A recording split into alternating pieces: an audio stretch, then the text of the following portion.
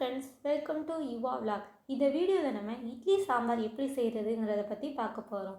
அதுக்கு முன்னாடி நம்ம சேனலை சப்ஸ்கிரைப் பண்ணவங்க சப்ஸ்கிரைப் பண்ணிக்கோங்க. கூடவே பக்கத்தில் இருக்கிற பெல் ஐக்கானையும் கிளிக் பண்ணிக்கோங்க. வாங்க இப்போ நம்ம வீடியோக்குள்ளே போகலாம்.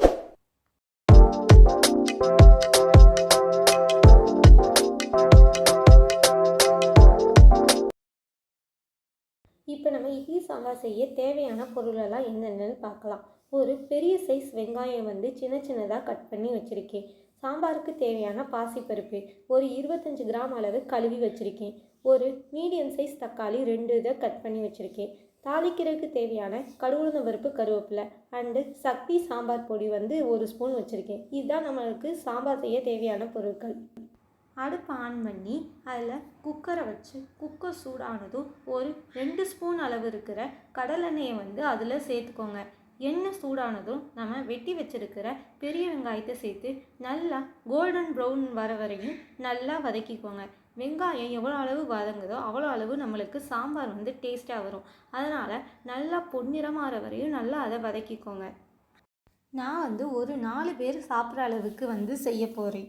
வெங்காயம் நல்லா பொன்னிறமாக வந்ததும் நம்ம கட் பண்ணி வச்சுருக்கிற தக்காளியை அதில் சேர்த்து வதங்குறதுக்கு தேவையான அளவு உப்பு சேர்த்துக்கோங்க. சேர்த்து நல்லா அதை மசிச்சு விட்டுக்கோங்க. தக்காளி நல்லா ஜூஸ் மாதிரி மசியணும், அந்த அளவுக்கு நல்லா மசிச்சு விட்டுக்கோங்க. அதை இந்த இட்லி சாம்பாருக்கு காய்கறிகள் நம்ம எதுவுமே சேர்க்க தேவையில்லை. இது 5 நிமிஷத்தில் ரெடி பண்ணக்கூடிய சூப்பரான ரெசிபி. தக்காளி நல்லா வதங்கின பிறகு அதில் நம்ம வச்சுருக்கிற சாம்பார் தூளை சேர்த்து நல்லா வதக்கிக்கோங்க. எண்ணெயிலே வதக்கும் போது அது ஒரு நல்ல டேஸ்ட்டு கொடுக்கும் நம்மளுக்கு. நெக்ஸ்ட்டு நம்ம கழுவி வச்சுருக்கிற பாசிப்பருப்பை அதில் சேர்த்து நல்லா எண்ணெயிலே வதக்கி விட்டுக்கோங்க. பாசிப்பருப்பை வதக்கிட்டு நம்மளுக்கு குழம்புக்கு தேவையான அளவு தண்ணி சேர்த்துக்கோங்க. தண்ணி கொஞ்சம் அதிகமாகவே சேர்த்துக்கோங்க. அப்போ தான் சாம்பார் நல்லா டேஸ்ட்டாக வரும். தண்ணி சேர்த்துட்டு அதை நல்லா கிளறி விட்டுக்கோங்க. கிளறிட்டு நமக்கு தேவையான அளவு உப்பு, உரப்பு எல்லாம் கரெக்டாக இருக்கான்னு பார்த்துக்கோங்க. ஏதாவது தேவைன்னா அதை சேர்த்துட்டு நல்லா கிளறிடுங்க. கிளறிட்டு குக்கரை க்ளோஸ் பண்ணி ஒரு 6 விசில் வைங்க. 6 விசில் வச்சாதான் நம்ம பாசிப்பருப்பு நல்லா வெந்து மசிஞ்சு வரும். பாசிப்பருப்பு எவ்வளோ வேகுதோ அவ்வளோ அளவு நம்மளுக்கு குழம்பு டேஸ்ட்டாக வரும். விசில் போனதும் குழம்பை எடுத்து பார்த்தோம்னா நம்ம கிளறி விட்டோம்னா பாசிப்பருப்பு துவல் துவலாக தெரியும். ஆனால் நம்மளுக்கு சாம்பாருக்கு பாசிப்பருப்பே தெரியாத அளவுக்கு நல்லா மசிச்சு விடணும். ஒரு கரண்டியை வச்சு மசிச்சு விடுங்க.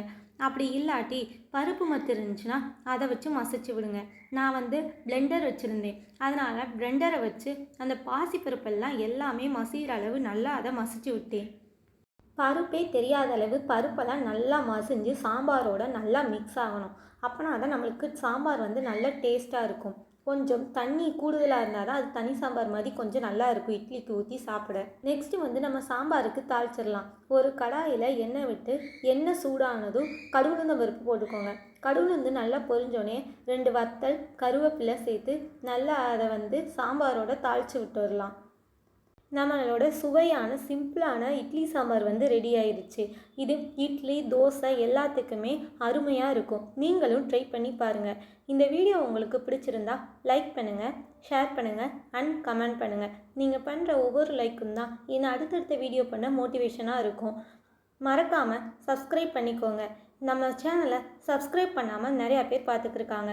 நீங்கள் சப்ஸ்கிரைப் பண்ணாதான் எனக்கு சப்போர்ட்டாகவும் மோட்டிவேட்டிவாகவும் இருக்கும். Thank you friends.